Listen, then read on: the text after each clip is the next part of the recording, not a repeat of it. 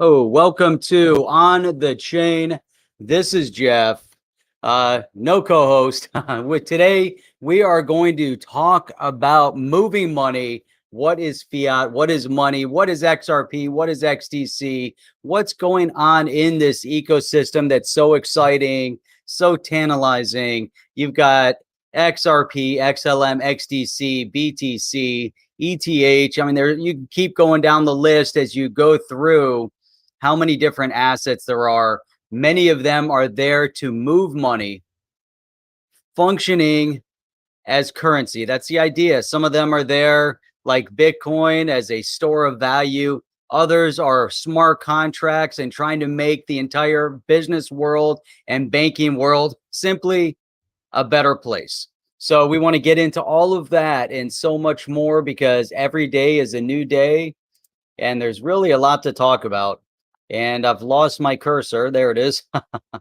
So I think we got to kick this thing off. Let's go. Welcome to On the Chain.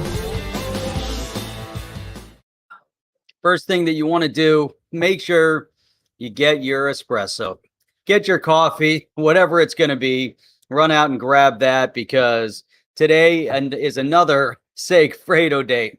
Today, what I did, I took the high-end, kind of the commercial grade coffee house blend of the Segfredo that comes in the black bag, only available, brought in from overseas. Then you get the red bag if you go to Segfredo, and I mixed them together, kind of really nice. So I think we're ready to kick this thing off. There's a lot to talk about. Shout out where you guys are tuning in from. Looks like we've got Australia, we've got Bangladesh, which is awesome. It's like we got Miami, Spain, and Tennessee. So this is great. This is good stuff. Really good stuff. Hey, have you ever considered where the term fiat comes from? You know, I was contemplating, where does this term for fiat come from? And you know, I was looking for a referenced article. I want to bring this up. See if I can't get this. If I can't get this to come up right away, then we'll go to something else until it moves over to the desktop. There it is. So now let's see if we can open up this this article. See if they'll let us open this. Here we go. So this idea of fiat money, I thought this is a good place to start out today. So I was going to talk. I want to go through actually an interesting Twitter feed as well that was really opened up some eyes or opened up a conversation to what is the SEC doing? What, you know, the SEC coming after Ripple, the SEC coming after XRP. Why don't we see other actions or discussions about other asset? And even Esther Pierce has come out again, you know, making some statements, and we want to reference some of the statements that she made because there's always this confusion as to whether or not she's speaking in her official capacity or her personal capacity, as we've seen with Hinman and Clayton and Gensler. All of them seem to speak when they have something to say about the crypto space. It always ends up being in their personal capacity, never in their official capacity. And I find that to be really interesting. And so we want to really dig into that a little bit and talk more about that. So, I guess Taddy is watching as well, right? And big fan of the show, right? So here we go, right there. Taddy. I think I'm pronouncing that right, Stuart? Is it Taddy? So if Taddy's out there watching and enjoying the show, then appreciate you tuning in. Stuart, thank you for bringing that up, bringing that to my attention. Always appreciate people that are watching and listening. Big fans of the show, but you know, might not be always participating, and yet might still be tuning in bright and early in the morning. So let's see, we've got, and Stuart's tuning in from Dubai also. So outstanding. Stuart, have you ever been to the Irish pub that's over near the tennis, that main there? I forget what it's called, the Irish pub over there, but there's like this main tennis stadium. and there's an Irish pub right outside of it, which is really cool. So anyhow, we've got Zahara coming in from the Middle East, and it's 4 p.m. in the afternoon over there. So Stuart, Dubai, I'm sure you guys can get some good coffee over there. So. And Bakir, Quincy is going to be coming on with us on Monday night. So for all those that are really interested and want to find out, we will have Quincy on Monday evening at 8 p.m. Eastern Standard Time. So there we go. All right, so let's get into this. So I'm thinking, where did this idea of fiat come from? And let me see. Now we got to try to share the screen. Let's pull this up. So I found this over on the Financial Times, and it was interesting too, because there's actually an article written, "Let's all please stop calling dollars fiat money." And I'm trying to figure out, I'm like, where could this even possibly come from? And it's interesting too, because about 10 plus years ago, somewhere in there, Federal Reserve Board of Governors, Ben Bernanke, sat down with 60 Minutes. 60 Minutes, at this point, it's kind of one of those junk news shows, kind of like the path that Time Magazine has taken. 60 Minutes, pretty much in the same caliber as Time Magazine, New York Times, all those kind of, I don't know. I mean, they're kind of pointless magazines at this point. But at one time, like 60 Minutes was the epitome. If you made it to 60 Minutes, then here you go.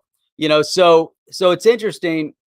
They get into this idea and they're talking about this financial crisis.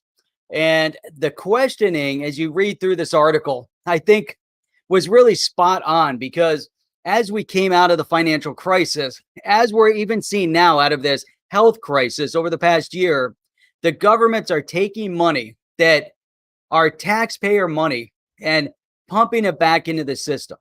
In many of these scenarios, like after the big 2008 crash, tax dollars were taken and put into big corporations, kind of like General Motors or some of the banks or some of the insurance groups, some of the financial institutions. And they decided and made determination as to who was too big to fail. And those that weren't too big to fail, failed. Those that they deemed too big to fail, they bailed out. Now,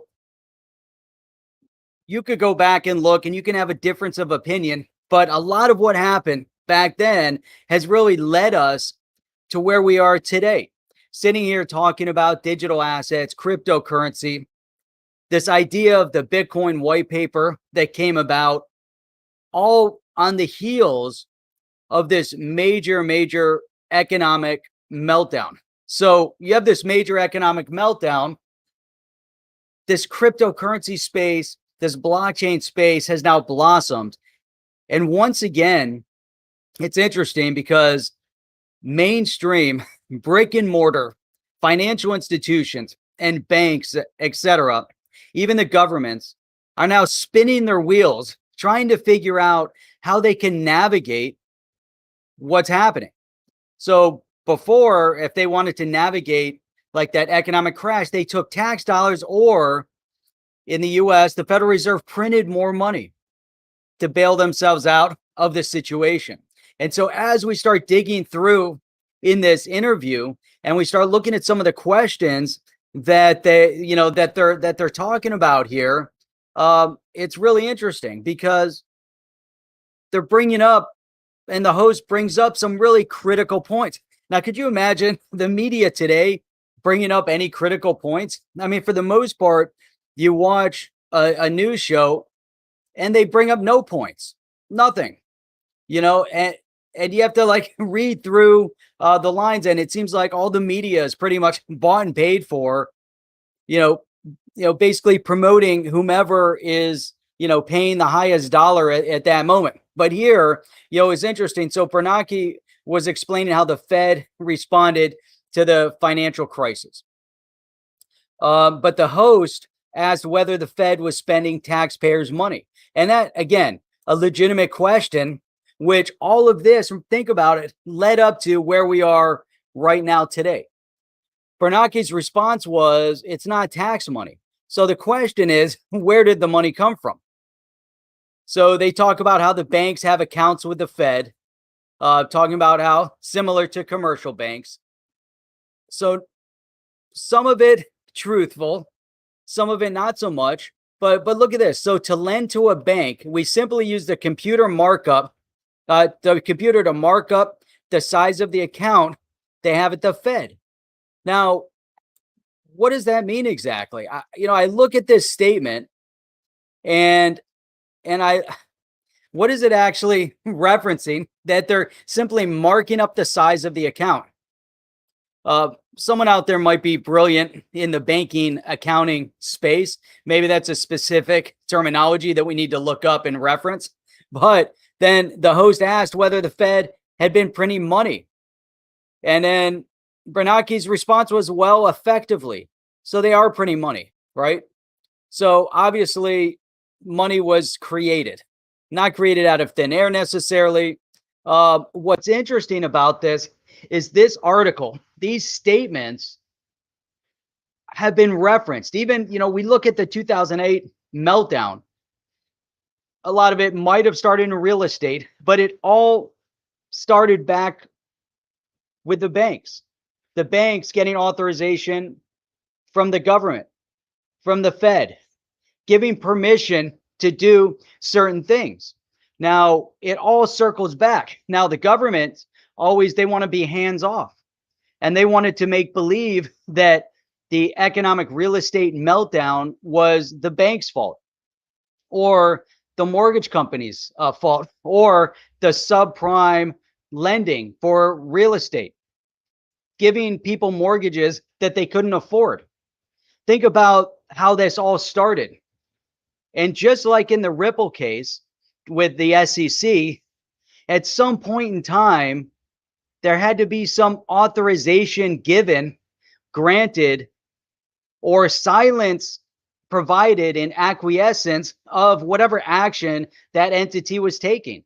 So like, for instance, in the SEC v. Ripple scenario, you have the SEC now coming back and saying, well, 8 years ago, we were bringing certain cases against other organizations, other entities in this space. So therefore, you should have understood that you were potentially dealing with and selling an unregistered security. Now, the SEC never came out specifically to Ripple and said, hey, by the way, we believe that you might be selling an unregistered security. They were silent, even to the point where Ripple partnered with MoneyGram and bought a specific stake in MoneyGram that had to be authorized through the SEC. So once again, the SEC's silence was acquiescence of the action.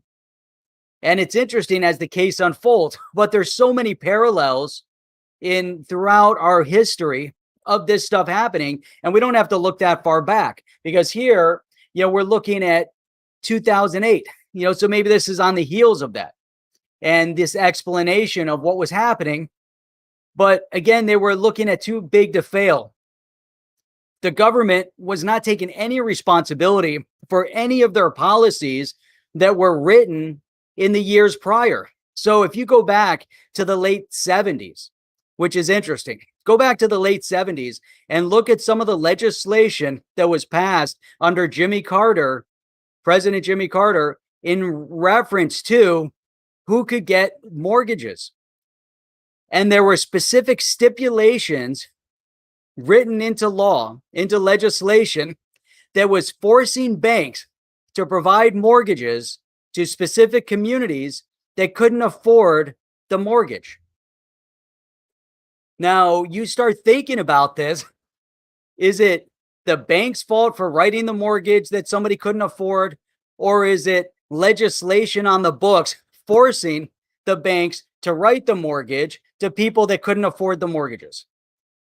You have to go all the way back to the beginning. You have to follow the flow of the money. You have to almost follow the flow of where the legislation was.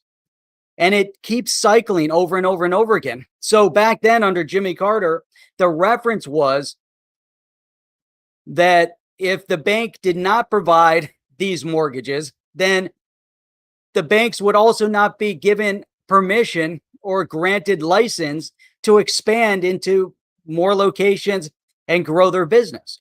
So they were put into a corner. Now, obviously, they adapt and they build.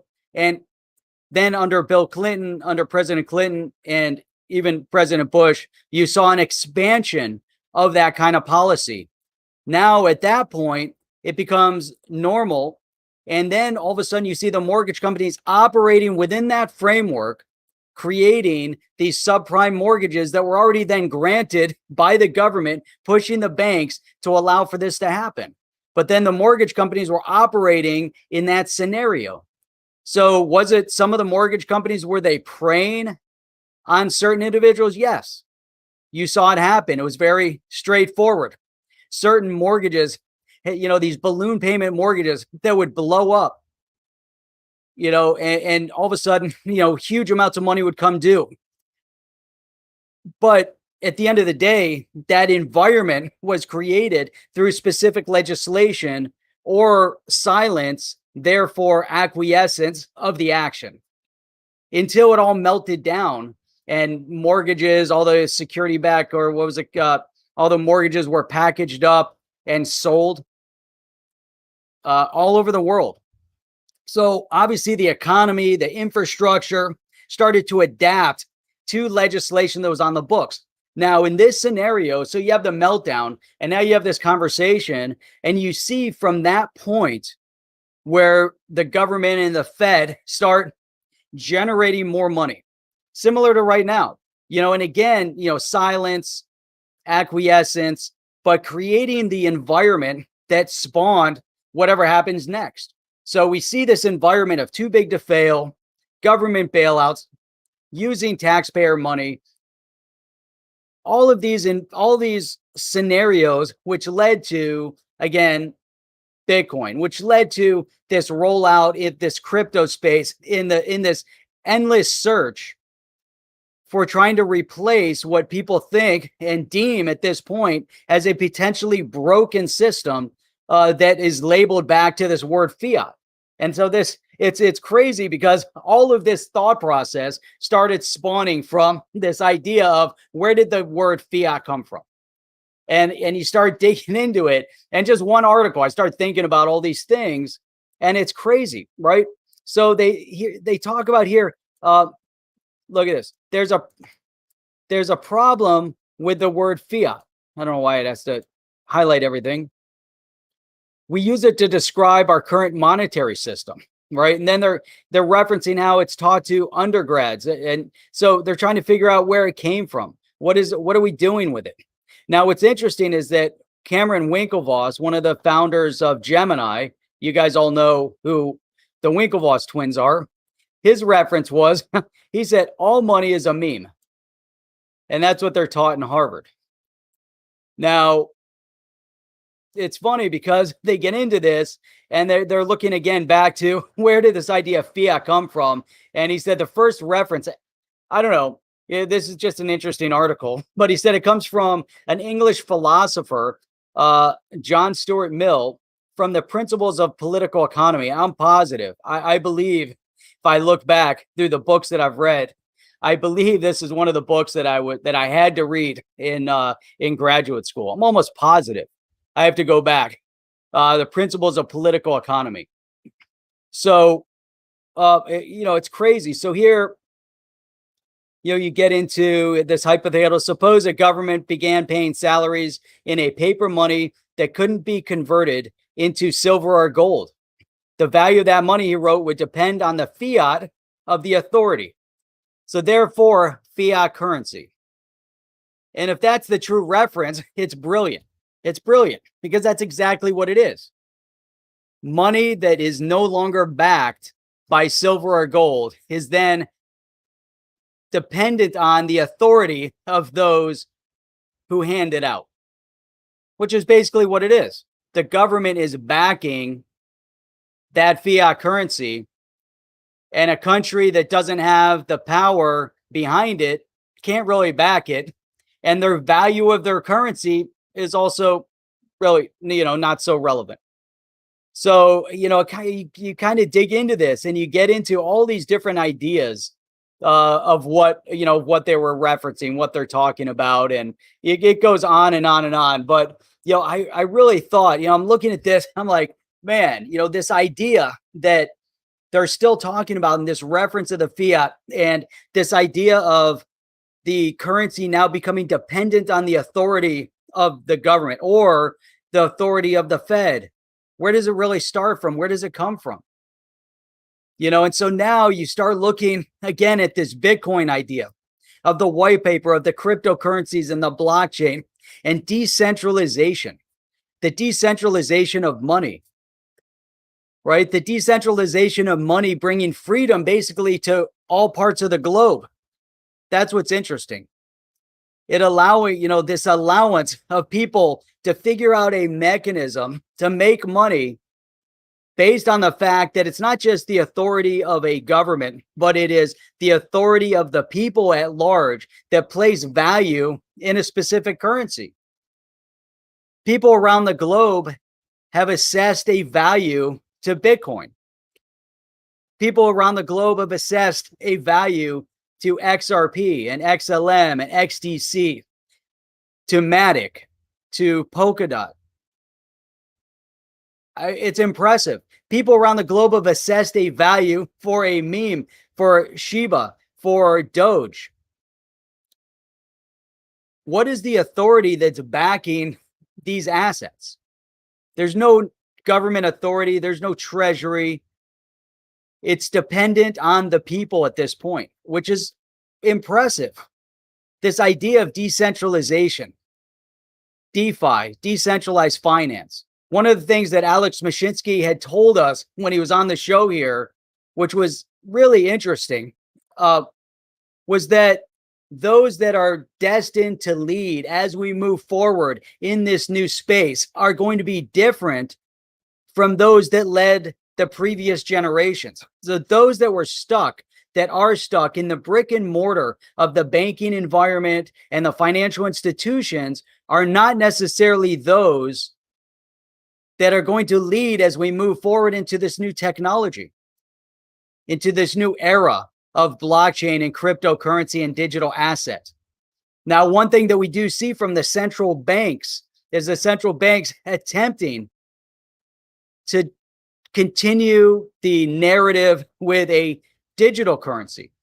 We see it with the digital yuan. Baked in to the digital yuan is centralized control with their social media scoring mechanisms. The digital dollar, the digital euro. There's a lot of conversation over that. Now, it makes sense to me. Sovereign countries are going to want to keep sovereign control over their own currency. Therefore, if we're going to move away from fiat, from cash, from paper, and you want to digitize this environment, then why not have a CBDC or a digitized version, fully digitized version of your currency? If you can bake in instant settlement and all of these mechanisms into your digital currency that happen on a domestic level, then it makes sense that the country is going to do that. And I would expect them to do that. Without sovereign control over your currency, you have no sovereign control over your country. You have no sovereignty. So a government needs to maintain their currency. You look around the world, there's certain governments that their economy is based on the US dollar. If your economy is based on the US dollar and your currency is tied to the US dollar, or your country uses the US dollar, or your country uses the pound, or it's based on the pound, or it's based on the euro, then you do not have full sovereignty because your economy is strictly based on somebody else. Which is okay if you're friendly and you're all on the same page. But to get your sovereignty, you need to have your own currency.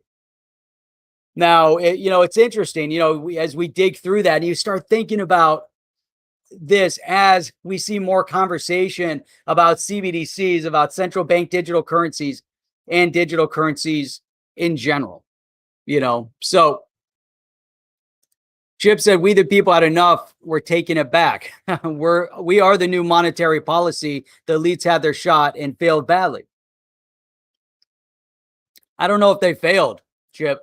I think the elites actually succeeded because the elite infrastructure that has been around for generation after generation has maintained the ultimate of control over the monetary systems, whether it's the royalty of the UK, or the infrastructure, the banking infrastructure in the US, or anywhere else in the world for that matter. But generation after generation will guarantee control over this monetary system. And so I believe that they succeeded.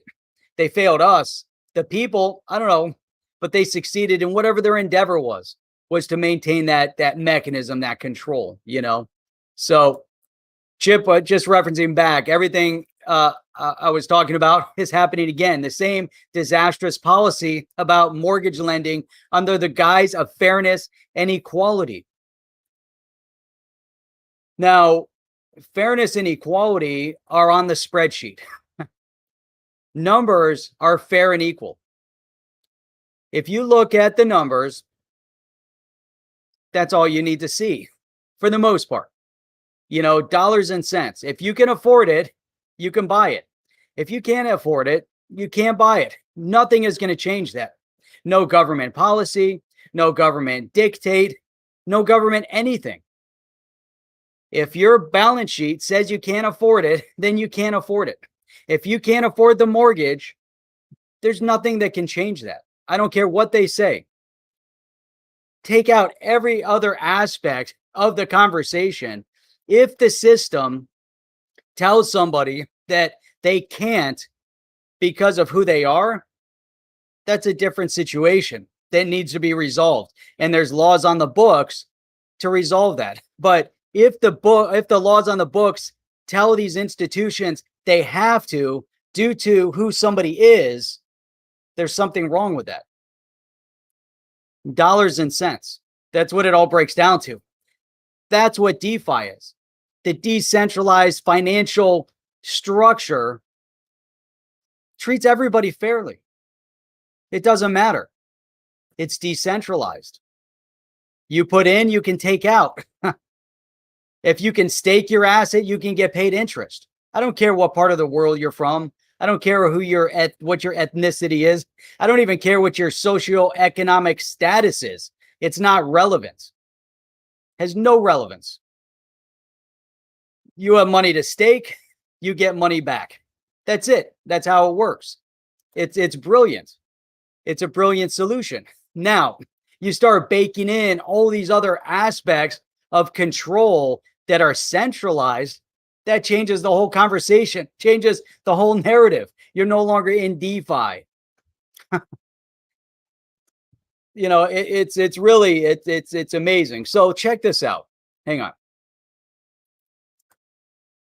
Two things that we have to look at. I promise we're going to get into this conversation over XRP and Ripple too. But if we don't understand this, then we have no idea about what's going on in this DeFi space, why it is so significant.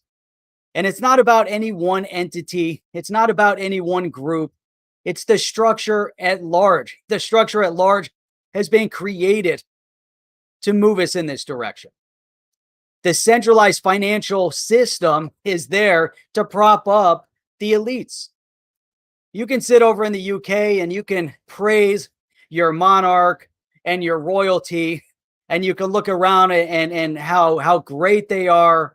At the end of the day, they've taken advantage of the people. I mean, it's mind-boggling to me that royalty is still propped up, whether it's just a symbol or not. These people are running around, with huge amounts of resources, based on what the people had given. Now, you look at some of the banking infrastructure here, the government infrastructure here, and you could say very similar to the same thing.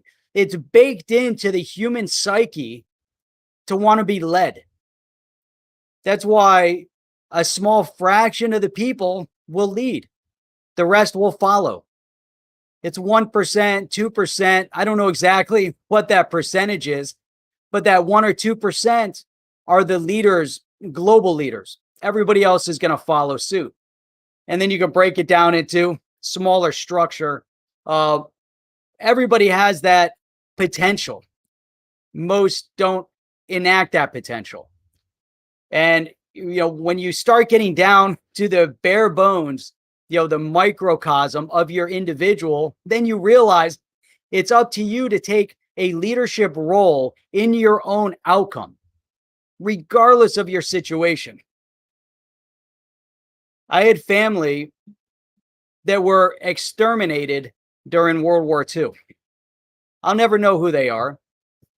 I don't know. I have family that somehow survived World War II, as I'm sure, many of you guys do as well, over in, over in Europe and elsewhere around the world.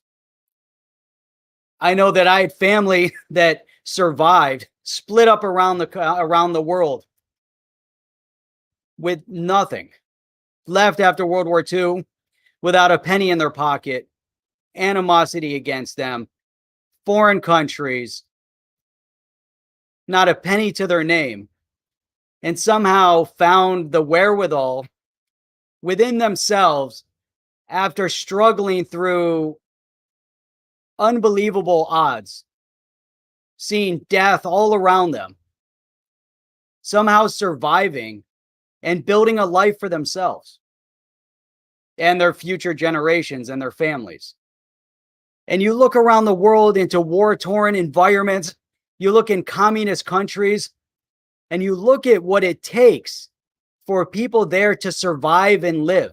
And there's always going to be people that are going to find a mechanism within themselves to take a leadership role in themselves to do better for themselves. And I find that, amazing. I mean, it's unbelievable. So hey, I want to give a quick shout out to Rough Recons. Appreciate your support. You're awesome. And then also the supercar, the XRP supercar. Appreciate you guys. You guys are awesome. I really appreciate that. So, Crypto Novice Kim said, yes, I'm not going to argue the cost of the royal family. I'm just not sure of the cost as a whole if we did not have them. Yeah, I don't know. I don't know what that is. I can't analyze that part. I don't know what that side is, So, and then we got everything 7. Everything 7, our sole Twitch listener over there holding up the fort, making sure that Twitch exists and continues, coming in from Twitch. That's awesome. In his solo conversation over there with us. Appreciate you. So check this out. All right. So enough of that. Let's go to here. Let's go to okay. The Bank of England chief economist says that CBDCs could fundamentally disrupt centuries-old banking model. Now, I don't disagree. I don't disagree at all. The CBDC, the digital asset, the cryptocurrency, blockchain, 100% a complete disruptor to the old banking model. No disagreement whatsoever. You can't disagree with that.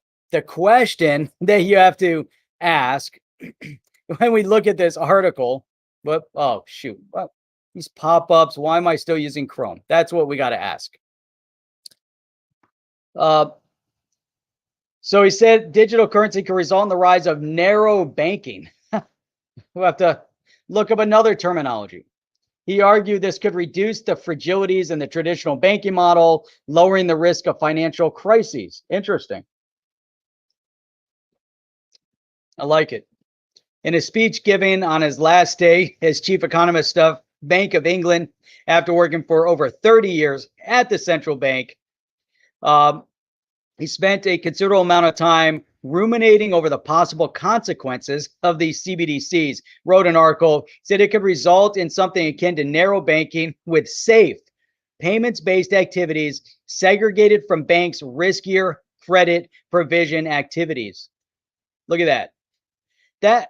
These are massive statements. In other words, 800 years could be disrupted. 800 of banking. Unbelievable. So obviously they're looking at the Bitcoin, which is a digital version of the pound. And here it says the final blah, blah, blah, whatever. Okay, they're weighing it. Battle of the banks, the Fed Reserve Bank of Philadelphia. Look at this. The Federal Reserve of Philadelphia warned of exactly that in a paper published in June of 2020, so last year. Let's see, the argument goes, central banks have a clear competitive advantage over commercial banks during times of stress, and so would hover up deposits. So I don't know. To me, it's interesting because, you know, it's definite, it's 100% that we're seeing a complete disruption of this narrative.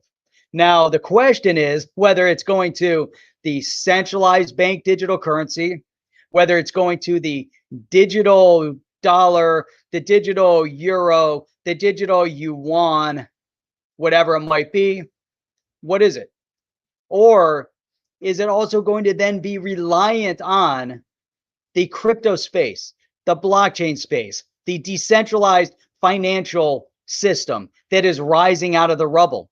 Because the one thing that I see is that banks, central banks, are fighting tooth and nail to maintain 800 years of tradition. But not only are they fighting 800 years of tradition, but the governments are fighting 800 years of tradition. Fighting tooth and nail. They want to maintain that ultimate control. They don't want decentralized finance. They don't want people and businesses to think for themselves. They want to punish the business. They want to punish the retail consumer through these archaic laws and policies. I say that because we go back to the royals and the royalty, and you're propping up the royal structure. The money from the people that they work and they toil in the fields or at their jobs or at their small businesses, the tax dollars roll up in order to make sure that the royalty is fat and happy. The royalty represented by the monarchs or by the politicians. That just seems to be the case. Decentralized finance is a threat to break up 800 years plus of this system. 800 years plus.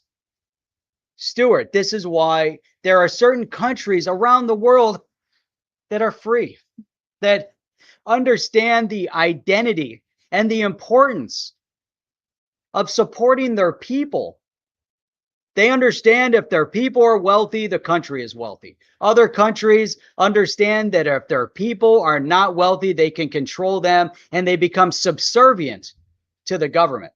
North Korea, prime example.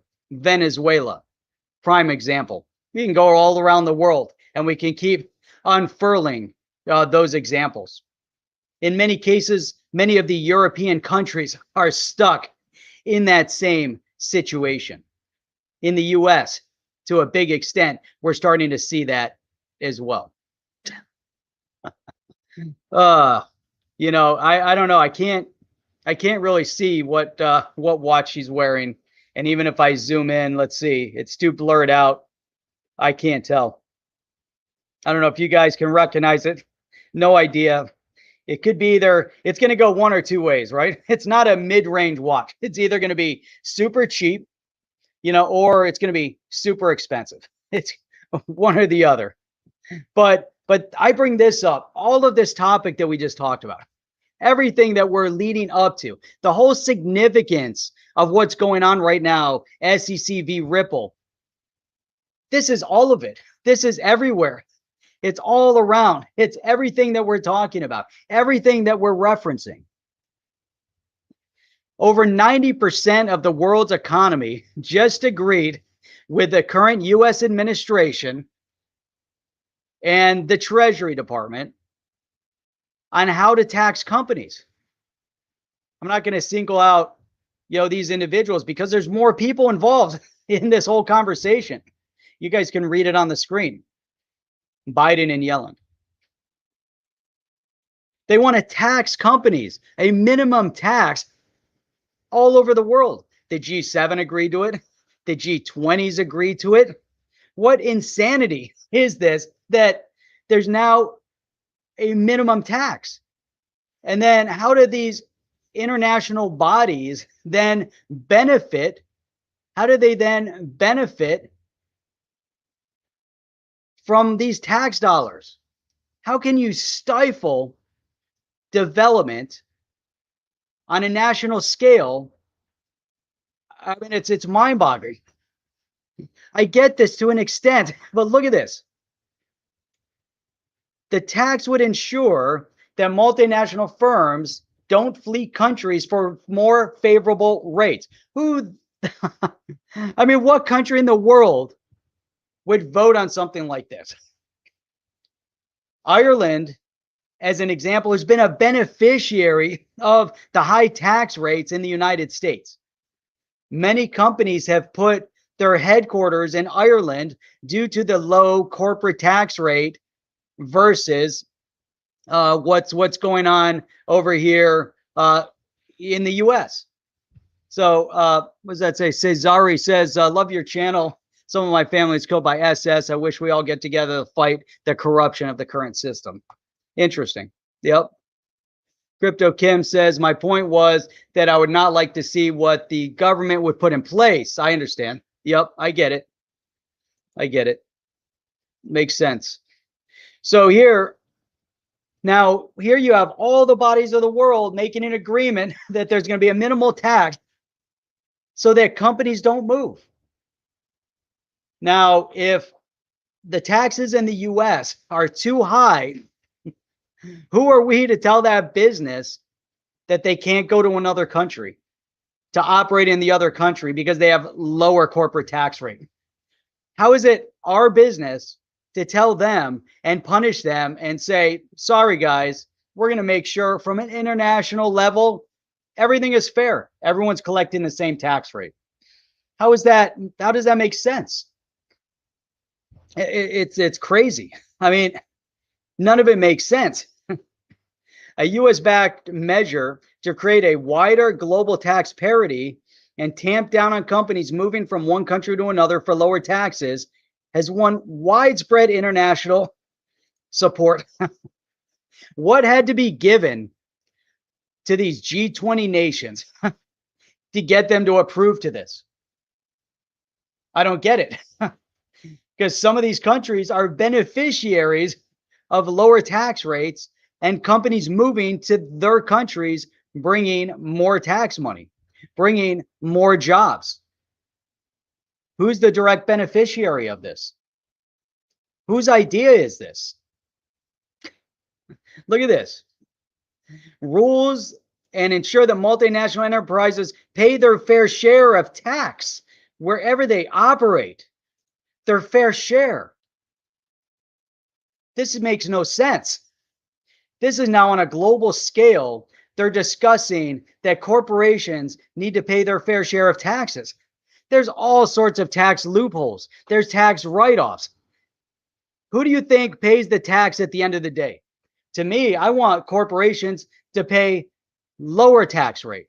The lower the tax rate, the more they grow, the more they invest, the more jobs they create, the more money they make, the better the economies are. The better the environment is around them because there's more money, there's more jobs. But who do you think actually pays the taxes? It's insane. Do you think let's say a corporation pays $1 million in taxes? Where does that $1 million in taxes go? It goes to the retail consumer. The retail consumer pays the taxes in the cost of goods. Part of the profit margin is expected to accommodate a tax burden that they have to pay. Break down your profit margin.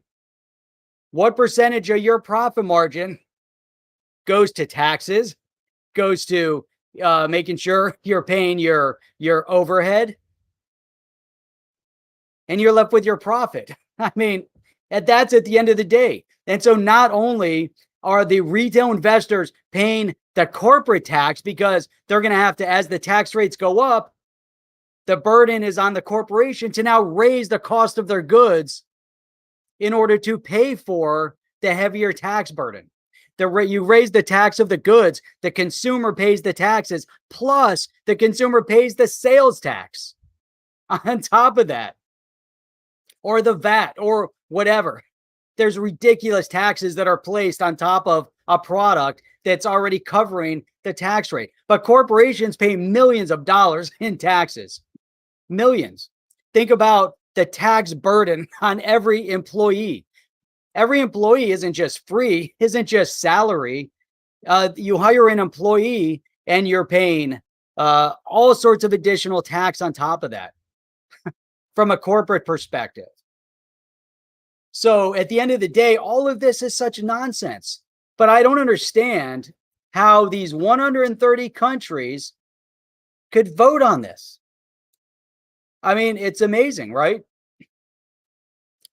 Obviously, it's not finalized yet. It's going to be finalized in October. But what insanity for companies around countries around the world to vote on something like this. It's not going to, the measure is not going to help them. I'm clueless. What? Employees' wages are tax deductible.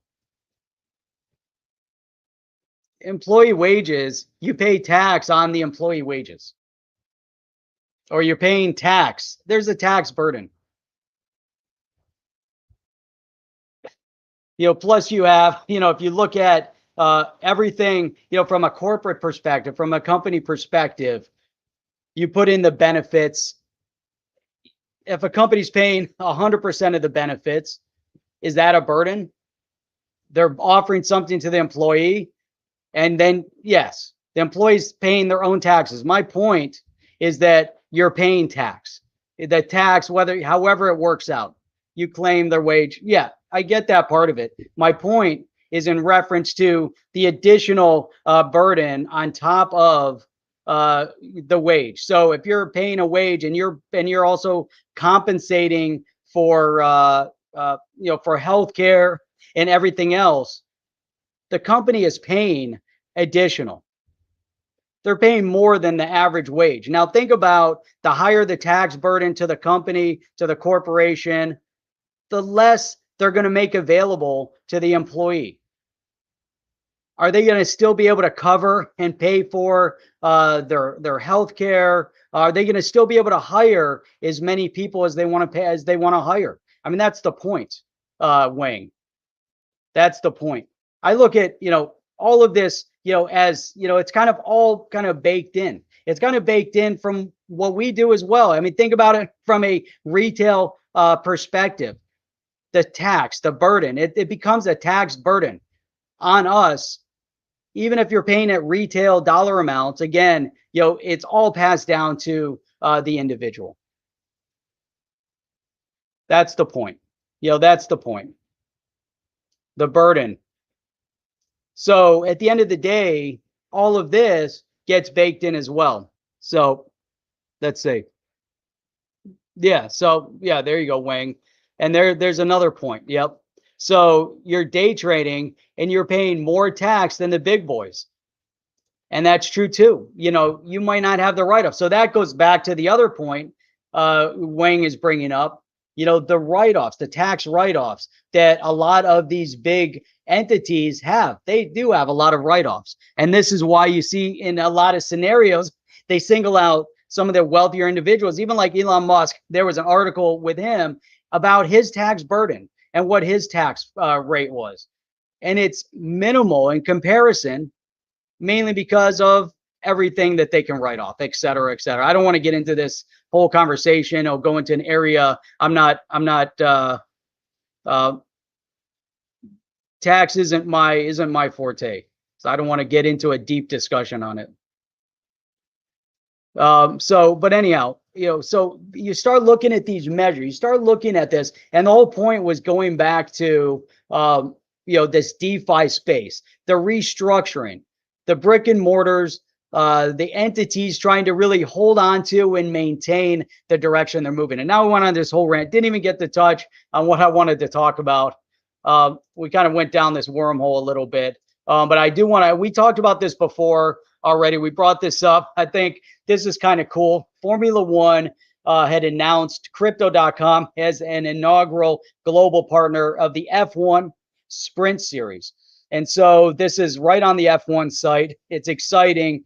So Crypto.com starting on July 17th. Check it out. With the first event at Silverstone on July 17th. For the British Grand Prix. So take a look at that. Check that out in a couple weeks. We will see Crypto.com sponsoring Formula One, which is awesome. So Wang, don't be quiet. Put in, if I say something wrong, definitely jump in, correct it. Appreciate all your feedback. If I, misspeak in some way as I kind of go onto my rants, I would prefer that, you put in your, your commentary. So that's all. So even if you had a lot of beers, that's okay. All right. That's crypto. All right, let's get into this, man. I can't believe how the time flew. The time flies when you're not, just kind of goes by. So let me go into this. Let's go all of that conversation leading up to one tweet. All for this one tweet that I was trying to tie it all together. Here we go. So Arturo Portilla said, if the SEC is so convinced they're on the right side of the fact and the law regarding the lawsuit against Ripple, why are they not launching other enforcement actions against projects that are akin to XRP when it comes to issuance or distribution? What are they waiting for? That's spot on. So perfectly spot on. This is exactly what we want to know. And I like some of the feedback here because James Filan, you guys know him over here, Filan Law. I think the SEC underestimated Ripple and thought they would roll over. I agree with that assessment, 100%. And we've talked about it. We had John Deaton on here, and we kind of brought up a very similar point. Was the SEC just throwing everything at them, everything, every possible scenario in order to intimidate? And John Deaton, was basically saying, very similar thing as we're talking about it. Were they throwing everything out? Were they trying to intimidate the founders? Were they trying to, of Ripple? Were they trying to single them out to make them back up and say, hey, yeah, let's settle? I don't know, but this is, James is saying he believes that, and this it's not going to happen. It's not happening. But I like this too. I think Sophie's right. They're waiting to win the lawsuit because it doesn't help them. It doesn't help their case. I agree with that, Sophie. If you're bringing a case against one organization, at least get an outcome from that case before you speak, because now imagine it goes the other way and they're going to lose. And now they have no case. Now they have nothing to stand on. Everything kind of falls into it. It's such an interesting outcome.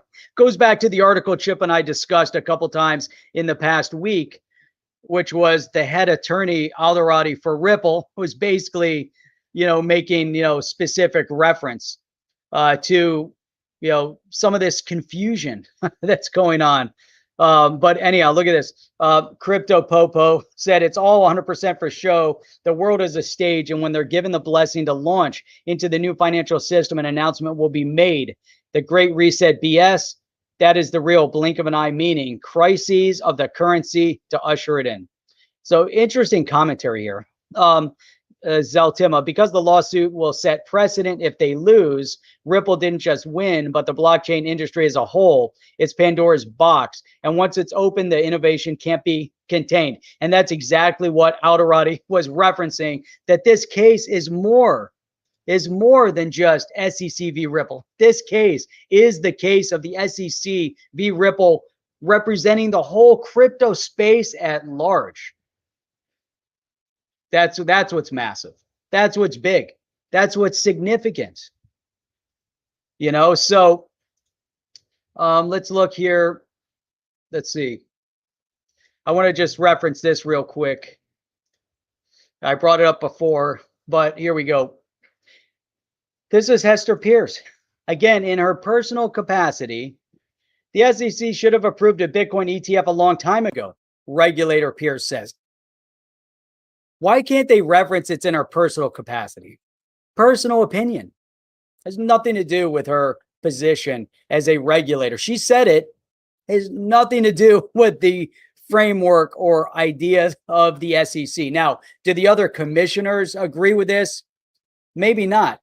But that's the point. What is it going to take? What is it going to take to have 4 commissioners and the chairperson agree that there should be a big Bitcoin ETF? What is it going to take for them to agree on the direction of the crypto space at large? We hear a lot out of Hester Pierce. We don't hear much out of the others. What is going to take? How is it going to happen? What is she doing to help convince the others of what's happening here? With each passing day, the rationale that we have used in the past for not approving seems to grow weaker. That's a big statement. And they're referencing Bitcoin ETFs, but this discussion, again, take it back. It's about the whole space. The whole space. It's very, very relevant, what we're hearing. Hester Pierce is perplexed. So look at this. 10 years ago, concerns about potential market manipulation and liquidity may have made sense, but things have changed. It's different. It's not the same conversation anymore. Let's see. Trying to find here. People of a regulatory mindset, when they encounter something new like this, say, oh, wait a minute. The market for Bitcoin looks a bit different than the markets we're used to, which is true too. So they get, this is, again, brick and mortar, brick and mortar intimidation, trying to maintain and hold on to 800 years, so that's Hester Pierce. There was one more thing I wanted to bring up here. Oh yeah, here we go. Pull this over here and let's take a look at this. Let me refresh it. It's probably a little different than it was. Not different at all. So that's funny. Boom, here you go. XDC blossoming a little bit, up 10% right now at 10 cents. It had dropped down to 5 cents not that long ago. Zinfin, an actual project, doing something, growing, building, up 3,000% for the year. 3,000. Look at that. Up 81% in the last 30, 51 in the past 14, 10% on the last 24. XDC moving, doing things, a project, a protocol, a basis for development and growth. It's amazing. And just like P. Wang said, XDC is cranking. It really is. It's amazing. The whole project, the whole idea, the whole concept. What is it that attracts people to XRP? It's the XRP ledger. It's the movement of money. What is it that attracts people to XLM? It's the Stellar Foundation. What they're trying to do on a retail level, moving money, simplifying it, bringing it to the people. XDC, and then another one that's impressive, also making some monumental progress and changes in the space is Polygon or Matic. And there's a lot of them. I'm just singling out a couple. Up 5,850 for the year percent. 5,850% for the year. Growth. Up 6.6% in the past week and 6.5 in the past 24. Again, making changes, identifying a problematic structure, a problem that they need to solve. I mean, it's great. XDC hit 0.12 last night. Awesome. There's so much. We look at the space and you're seeing big development, big changes, moving in the right direction. Some of these meme things, the Doge of the world, even though Doge has an amazing community following, but you get the Doges, you get the Shibas, the Akitas, all these meme coins. I don't know what the outcome is going to be. I don't even know how they're going to look at them, as the government regulatory bodies start looking at some of those. But you look at solid projects like this that are changing things and incorporating their asset into the overall. I mean, it's unreal. Just like with the Flare network, hopefully we'll be able to talk about that as that comes online. So does that say Neo? Is that somebody's name, Neo? Or are we referencing Neo, the electric vehicles over in China? I don't know. But anyhow, it's amazing, right? It's truly amazing. Unbelievable. So BitTrue is now banned in Colorado. I didn't even know they were operating in Colorado. So if there's an issue, interesting, really interesting. So that's it. So much going on in this space. By the way, I want to wish everybody a happy 4th of July if you're in the United States, representing the independence of the United States right here. Tomorrow night, July 4th, there'll be a lot of people celebrating. Hope everybody stays safe. We'll look forward to seeing you guys back on Monday, July 5th. We will have a guest with us. So we'll have Quincy on with us. So many of you have asked, when are you going to get Quincy on the chain? Quincy, we're going to have him on. We're going to have an amazing conversation. I believe we will have by far the best conversation out of any appearance on YouTube right here on the Chain. Why? Because we have the smartest people that subscribe to On the Chain. The chat's always outstanding. Love everybody's comments. We get amazing commentary all the time. Also keeping us straight, making sure that we don't misspeak. Right, Wayne? Appreciate that. But you guys are awesome. We'll see you guys back on here Monday. If you haven't subscribed yet, hit that subscribe button if you're brand new. Definitely want you guys to subscribe. And we do stream 6 days a week, Sunday through Thursday at 8 p.m. Eastern Standard Time, every Saturday morning at 8 a.m. Eastern Standard Time, but not tomorrow night because it's thanks of July. It's 4th of July. So we'll check you guys out Monday night, and we'll see you on the next one. I am out of here. Whoops. Oh, wait a minute. The usual, sir. Please. All right, there we go. See ya. Are you down with OTC? Please like, subscribe, and click the bell to be notified when the next video drops.